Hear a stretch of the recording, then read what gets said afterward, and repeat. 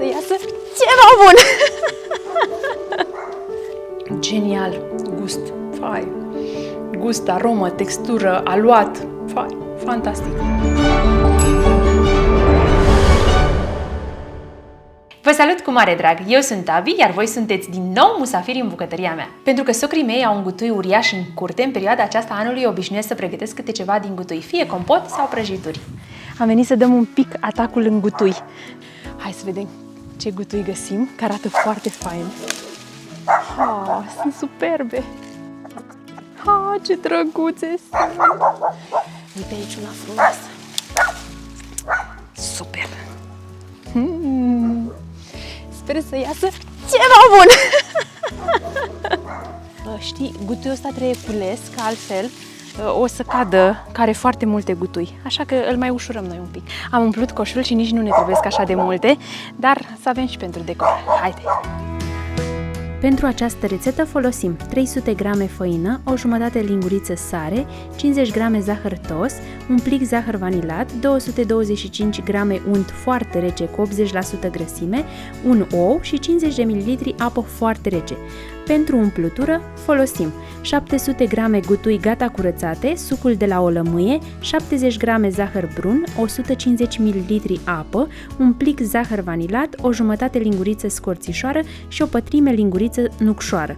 Iar pentru sirop am folosit 20 g unt, 2 linguri zahăr brun și sosul rămas de la fierberea gutuilor. Pentru uns deasupra folosim un gălbenuș, 2 linguri lapte și o lingură zahăr brun.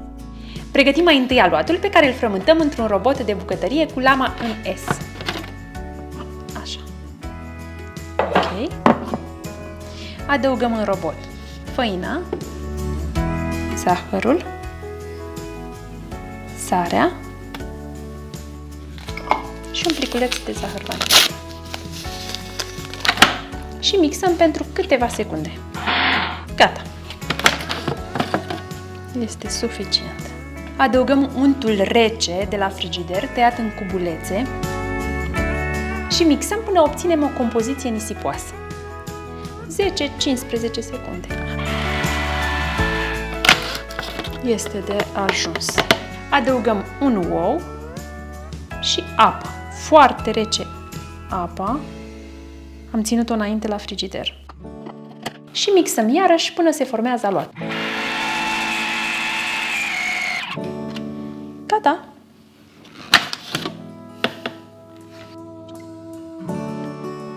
Adunăm aluatul într-o bilă și o aplatizăm așa ușor cu mâna, ca să ne fie apoi ușor la întins. Vai, ce fin este! Să știți că acest aluat se poate lucra și cu mâna, însă trebuie să lucrăm un pic mai repede, deoarece este un aluat pe bază de unt, iar căldura mâinilor topește untul, ceea ce nu ne ajută pentru că vrem să obținem la final un aluat sfărmicios și nu tare. Da? Dacă untul se topește, atunci aluatul nostru devine tare. Acoperim cu folie alimentară. Super, foarte fin a ieșit. Și punem la rece pentru o oră. Cât timp aluatul nostru stă la frigider, noi ne ocupăm de umplutură. După ce am curățat gutuile de puful acela, le-am spălat, da? Iar acum, hai să le dau așa, încercăm să le tăiem felii și fără să ne tăiem degetele.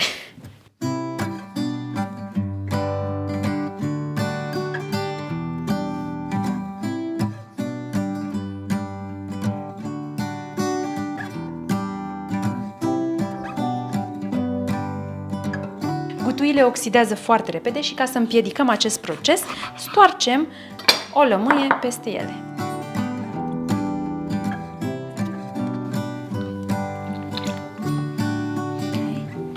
Amestecăm puțin. Într-o crăticioară punem apa, zahărul brun și zahărul vanilat. Compoziția aceasta o punem la foc până se formează un sirop în care fierbem gutuile. Lăsăm siropul la foc până când se dizolvă zahărul complet. Adăugăm gutuile și lăsăm la fiert până se înmoaie puțin. Și eu vă zic aproximativ cam câte minute am lăsat eu. Arată foarte bine, iar siropul nostru fierbe, așa că o să terminăm treaba repede. La alte fructe zemoase, cum sunt merele, piersicile, nu este nevoie de procesul acesta, pentru că este suficient să le feliem, le amestecăm cu zahărul și puțin amidon și e perfect. Da, însă cum sunt gutuile, trebuie să le înmuiem puțin aici. Se mai înmoaie ele și la copt, dar ele sunt suficient de tari. Vai, ce bine arată, dar miros! O să iasă o prăjitură super aromată.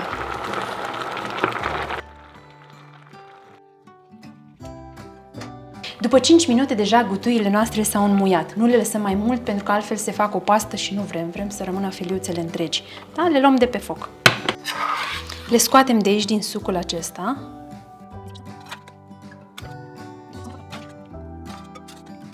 Și le lăsăm puțin să se răcorească, că acum sunt super fierbinți, după care adăugăm scorțișoară și nucșoară.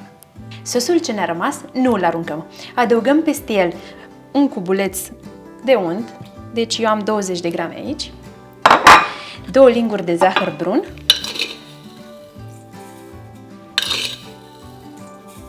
bun, și acum îl fierbem până se îngroașă puțin. Și le adăugăm acolo peste fructe. O să iasă super bun. Îl mai fierbem și pe ăsta pentru 5 minute aproximativ, așa.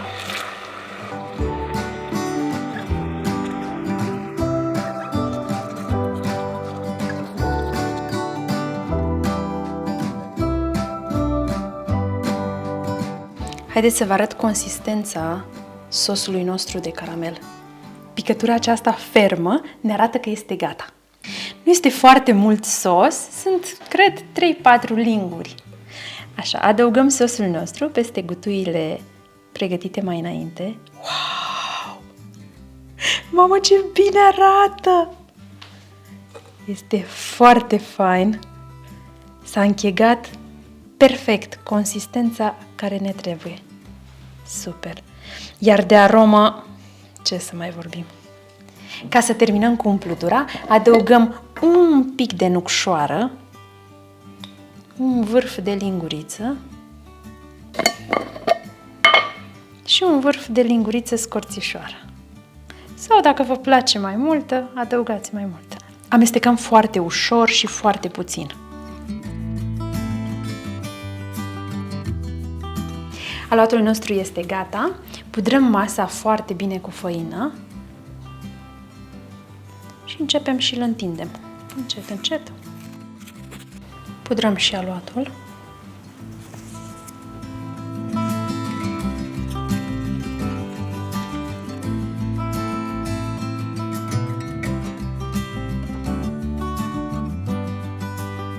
Am întins aluatul nostru într-o foaie cu diametrul de aproximativ 40 de centimetri. Într-o foaie nu foarte subțire, dar nici foarte groasă, cam jumătate de centimetru. Ok, rulăm cu grijă pe sucitor.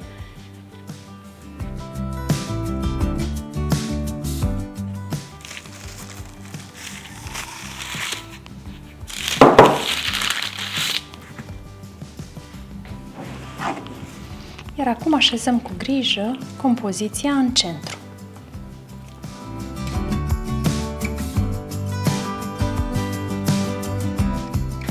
La final, sigilăm marginile, aducându-le către interior. Și apăsăm și puțin. Da? N-arată rău deloc.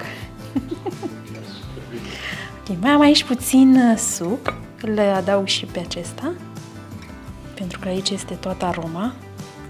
Transferăm cu grijă într-o tavă pentru cuptor. Am pregătit mai înainte un gălbenuș cu 2 linguri de lapte. Le amestecăm bine cu furculița și ungem cu acest amestec marginile prăjiturii.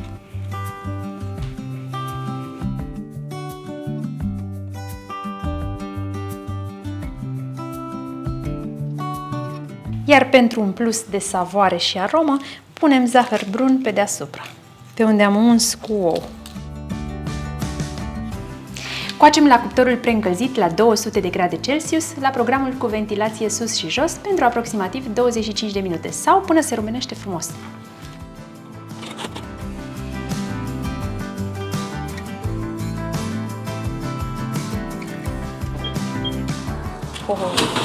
Gata! E foarte gata! Ce bine arată! Bineînțeles că trebuie puțin lăsată la răcit, că altfel nu putem să o mâncăm. Copiii nu sunt astăzi prin preajmă, așa că îmi revine mie această onoare de a gusta și de a vă spune cum a ieșit prăjitura noastră, că de arătat arată super, zic eu.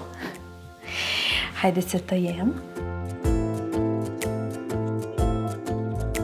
Vai, ce bine arată aluatul!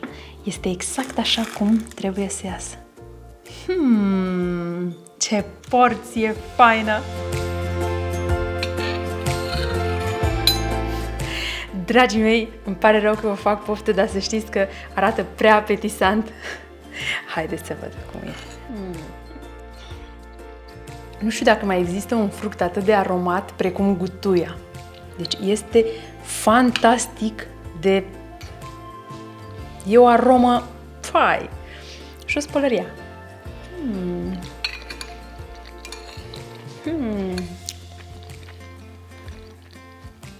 Genial! Gust! Fai! Gust, aromă, textură, aluat! Fai! Fantastic! Lămâia completează excelent gustul. Este și dulce, dar este și puțin acrișor. Este fantastică! Când or veni copiii, sigur nu o să mai rămână nimic. Deja începem să împărțim din ea. Sper să încercați și voi rețeta aceasta. Merită! Simplitatea acestei prăjituri o face accesibilă oricui dorește să pregătească ceva foarte bun și foarte repede. Sper că v-a plăcut și această rețetă și v-am cucerit cu ea și veți da un mare like! Pentru noi, faptul că vă abonați la canalul nostru este un sprijin foarte mare, iar reacțiile voastre sunt mai mult decât încurajatoare pentru noi și vă mulțumim foarte mult.